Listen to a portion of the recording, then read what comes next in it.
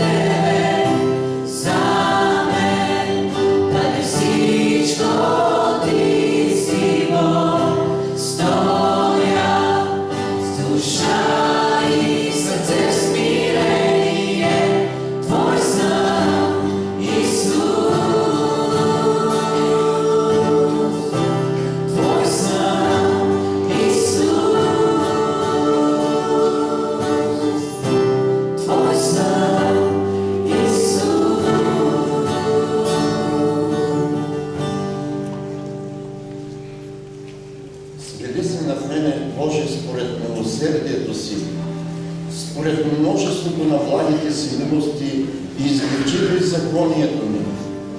Измий ме съвършено от беззаконието ми и ме очисти от греховете ми. Защото престъплението си аз признавам и грехът ми е винаги пред мене. Пред Тебе, само пред Тебе съгреших и пред Тебе сторих това зло. Признавам това, за да бъдеш оправдан, когато говориш, и да излезеш непорочен, когато съдиш. Ето, родих се в нечестие и в грех ме зачна майка ми. Ето, понеже желаеш искреност вътре в човека, научи ме на мъдрост в скришното на сърцето ми. Пораси ме с исоп и ще бъда чист, измий ме и ще стана по-бял от сняг.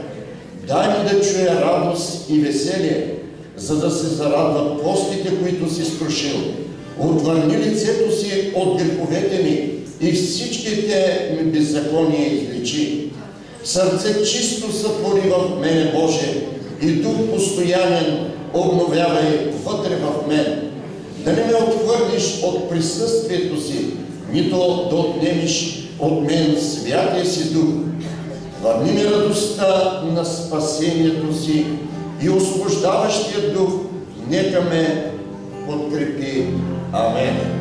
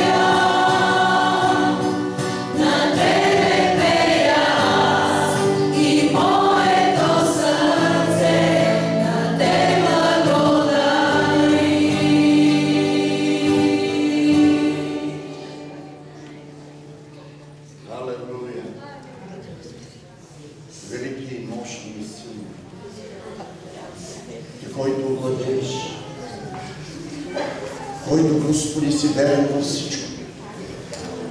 И Твоята святост и величие си издигат над всичко в този свят. Моля Те и тази сутрин да приемеш нашите жертви. И Те моля, Господи, да приемеш нашите благодарности, които принасяме пред Тебе за тази скъпа свята жертва на Господа Исуса Христа, за всичко, което ти си промислил в живота ти.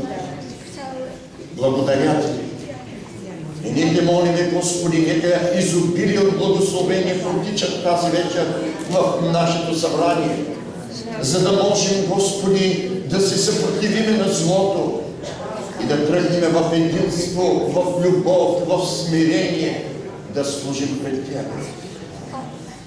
И тази сутрин, когато, Господи, ние сме се събрали на това място, ние Те призоваваме и Те молим за България. И Те молим за мира на страната ни.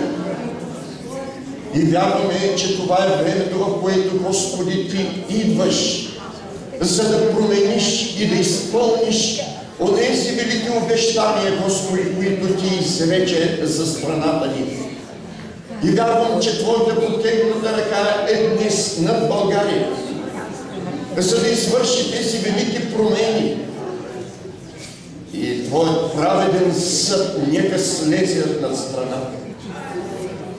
Защото, Господи, ние не можем да се справим. Ние се предаваме Ти, Господи, да сториш всичко според волята и благоволението Твое. И днес, Господи, когато ние стоим и ходатайстваме и надаваме вик за народът си, за людите си, за родовете си, вярваме, че Ти имаш милост, за да спасяваш. Ти имаш милост, Господи, за да избавиш. И това, което е правилното и доброто за народа, нека то да се случи. И личностите, людите, Господи, управлението на нацията, нека бъде издигнато от Теб. А, Господи, на нас да дадеш мъдростта и разума, когато дойдат изборите, да бъдем насочени към правилните хора. Онези, Господи, които имат в сърцето си желание да служат на народа, да служат пред Теб, защото се наситихме от беззаконието на горделивите, на алчните, на онези, Господи, които съсипват и унищожават. Молим Те за Твоята милост, молим Те за Твоята милост над страната. Молим Те да благословиш и жертвата, поста, който се принася днес. И нека, Господи, Твоята благодат да изобилства върху всички ни. И така възрадвани и щастливи, Господи, да продължим пътя си напред. Да видим спасението на още много люди, които Ти има да доведеш в храма Господен. И така, Господи, възрадвани, ние, Господи, един ден да се явиме пред Тебе с отворени сърца и да чуем думите. Добри и верни слуго, в малкото си бил верен, над много ще те поставя. Нека, Господи, Твоите думи на благословение бъдат върху всички нас тази сутрин. Благодаря Ти за Твоята загриженост. В името Христово. Амин.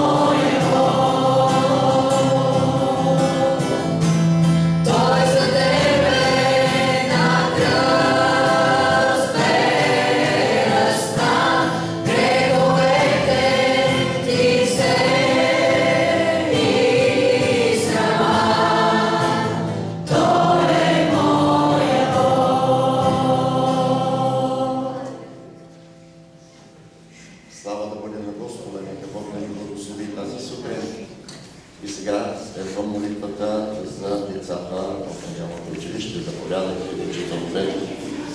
И така, нашите молитви са изключително голямо значение и необходими за това, което предстои на тези дечица в училище.